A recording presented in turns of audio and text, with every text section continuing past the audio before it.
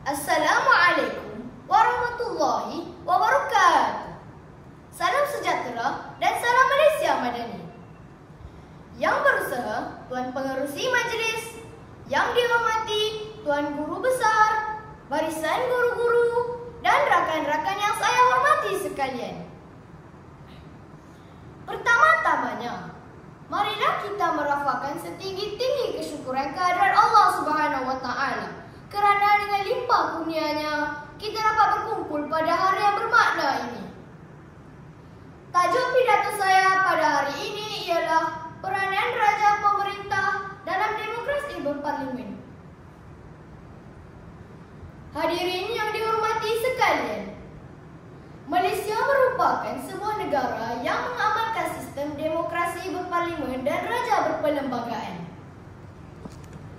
Sistem ini bermakna negara kita ditadbir melalui perlembagaan di mana rakyat mempunyai hak untuk memilih wakil mereka melalui pilihan raya.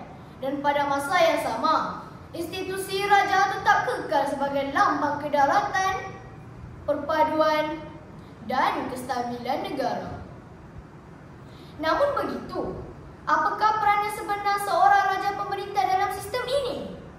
Pertama sekali, raja sebagai ketua negara yang memainkan peranan utama dalam memastikan kelangsungan dan kestabilan negara.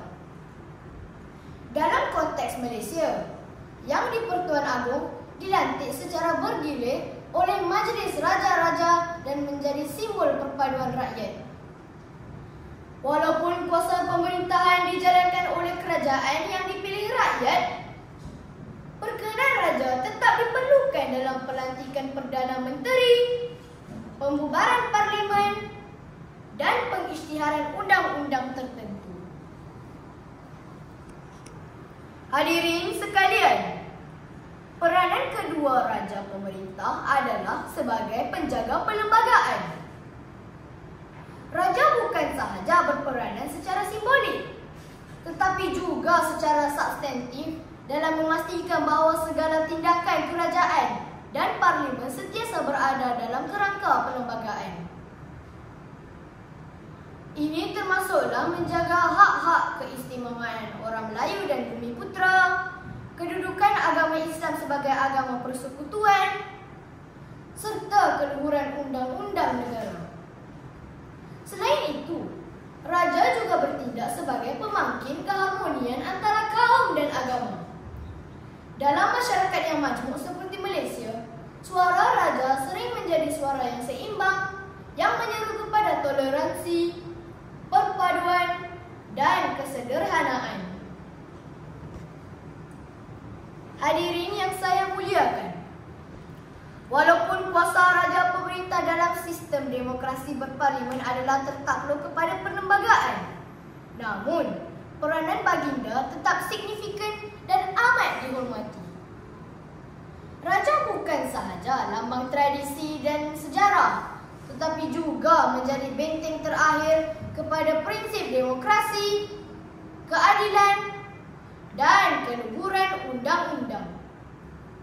Oleh itu, marilah kita sama-sama memelihara institusi diraja yang menjadi sebahagian daripada identiti dan jati diri negara kita. Seperti kata pepatah, raja adil, raja disembah, raja zalim, raja disangka. Maka kita semua bertanggungjawab untuk memastikan institusi ini terus dihormati dan relevan dalam landscape politik moden. Sekian sahaja pidato saya pada hari ini. Wabillahi taufik wa hidayah. Assalamualaikum warahmatullahi wabarakatuh. Sekian, terima kasih.